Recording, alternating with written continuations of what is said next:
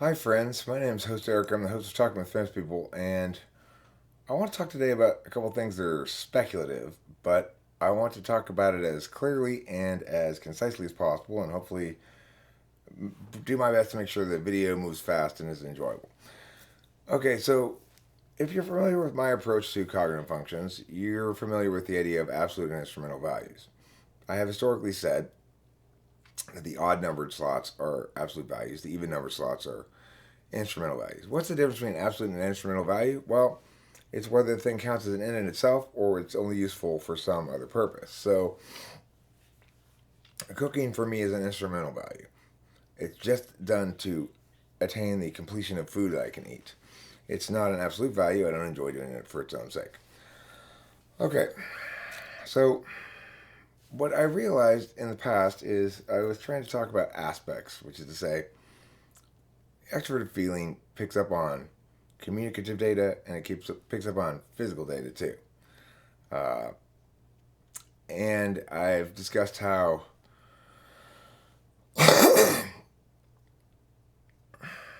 things can things ways of paying attention are native to either a turn-based modality, where things are binary or definitional, or objects that are time objects of some sort, but or they default to a physicality, a natural physicality, or an experiential reality that's non-communicative. So, what I was thinking here is I may be going about this a little bit backwards, and I thought I'd throw this out there and see what people think. So, note this is generalized from my own experience and speculative. But let's start with the second slide: absolute external fields, instrumental internal fields, which means I'm not saying it's an absolute value for you when you're using it in the external fields. I'm saying it's an absolute value for you that external fields um, validate or utilize or allow you to be effective with your second slot function. So you'll judge others who fail to um, use your second slot function well enough for you to be effective with it. For example, I get very offended at ENFPs because I'm saying you fail to uphold the absolute value necessary for everybody, doing business out here in the external field, which is to use my tool function. So, is it an instrumental value for me? Well, yeah, the internal field suggests that um, deep down I don't really care. It's purely a means to an end. Third slot, absolute value is the internal fields. Deep down I really do care. It's the end, not the means to an end, and it's instrumental in the external fields. So, in that sense, I'm expecting others to use it instrumentally, and I'm unhappy when they don't.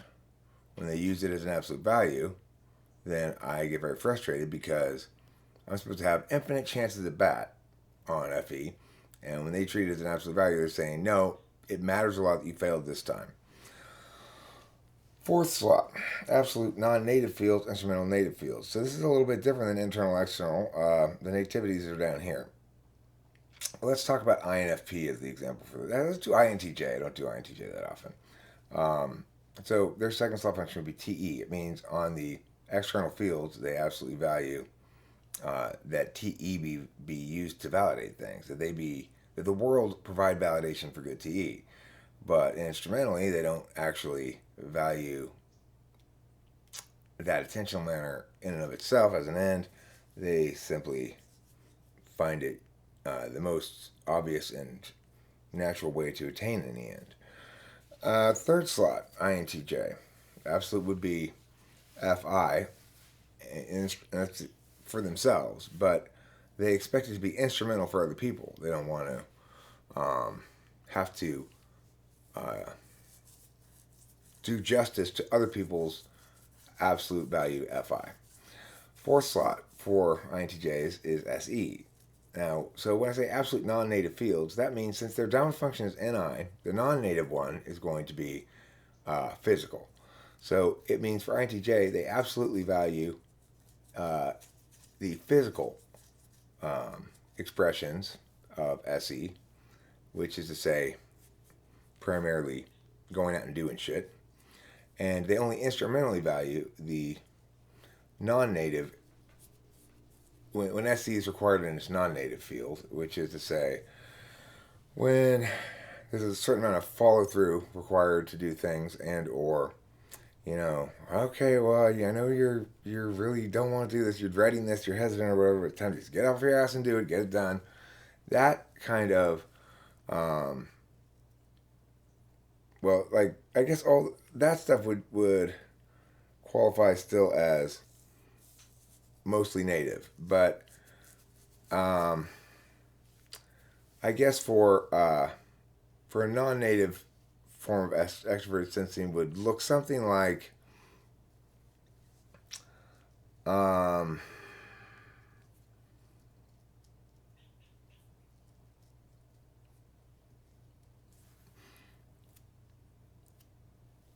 well, I mean, I think it's being able to make things actionable in some sense. Change the status. I'm not quite sure what to do with that one. Fifth slot for INTJs, absolute native fields. As to say, since they're NI, NE, they have absolute value for NE on its native fields. That is to say, the thing that's in the aspect of the fifth slot that's in the same aspect as its native field, its own native field, is what's valued. So that's extroverted intuition. So there's an absolute value of the native fields, which means you expect this is both absolute and external. I would say native and external, maybe just external and internal. I'm not sure. I think I kind of switch back and forth here. I think I switch this. So it would make sense then that your fifth slot would be absolute internal and instrumental external. No, I'm sorry, I got it backwards.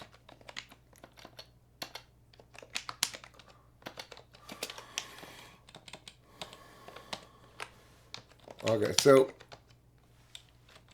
I've thought about this, the way the fifth slot works on a few multiple occasions, but what I've concluded is the best way to put it is I can't be a good extroverted intuitor unless everybody else is sufficiently capable in introverted intuition to recognize my genius moments. So when somebody seems to be completely either countervaluing or failing to uphold your fifth slot function, that means you diss them. It's instrumental on the internal fields, perhaps, according to this speculation anyway, in that you're on autopilot. You're assuming you're going to be just fine in your fifth slot function. You should never have to worry about it. You might occasionally get critiqued on it and go, okay, and probably maybe it's fair critique, but it's not. You're not very vulnerable there. Sixth slot, INTJ. So if the absolute for INTJ in the fifth, let me go back one, is extroverted intuition, and that means they like to find their extroverted intuition out in the world and know about it rather than really generate it themselves. Well, you might say, well, are those objects still extroverted intuition, Eric?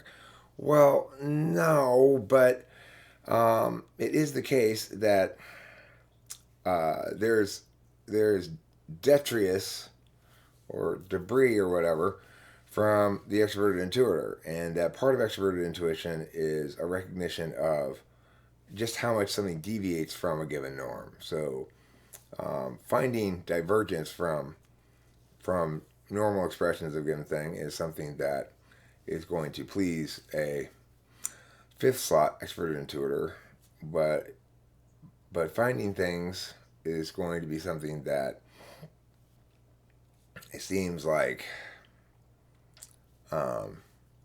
just sort of a booster shot to making it up myself. Okay, and sixth slot, instrumental all fields, countervalued internal fields. So for INTJ, that's TI. So what this would suggest is that they don't like TI at all, but they have some understanding that it's necessary in the external field because that's the external field. But the internal field, they not only don't value it as an absolute value, but they actually countervalue it. In other words, given the chance, they'll do just about anything but that attentional manner. if they're in their own leisure time. Seventh slot. I think it's an absolute value in one physical field only because it's got to be a real time expression. I think that the one aspect of dimensionality that sociologists gets right is that the seventh slot is a one dimensional function. But I understand dimensionality different than they do. What I would simply say is the seventh slot is a function that can only operate as a real time experience. And as a consequence, it's either un or devalued in all other fields. It is the case that when I say there's an absolute value in the second slot function for external fields, that's going to basically mean that you absolutely countervalue when your seventh slot function is used in external fields. Okay, eighth slot. The last, so for INTJs, FE is in the seventh slot, and what that means is they can only experience it in real time, briefly, and probably don't retain information about it very well. And certainly can't utilize that information across time to make good decisions. Eighth slot function is going to be SI for the INTJ, and this is absolute one external field, instrumental all other fields. So what I'm thinking here is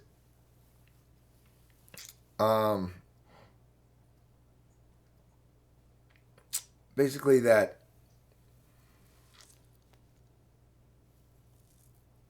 this, okay, well, it could be one field matching I or E. One field matching I or E. So what I mean by that is internal or external. Like, so introverted intuition is a dominant function. That's an internal field. So this is going to be an absolute value on the internal field and instrumental on all other fields. Which one is going to be absolute value on? Well, SI is going to be an absolute value on its own field and in the way that it's interfacing with NI to double the knowledge. Now, here's the thing. So what's happening here in this chart that makes it a little bit complicated and maybe sloppy still at the moment is that I'm using two different kinds of things here. I'm talking about externality and internality. I'm talking about nativity and non-nativity. So the nativity is basically this green thing or this blue thing. I'm sorry, this is the this is what you'd call the metaphysical ones, the green ones up here. These ones are the physical ones.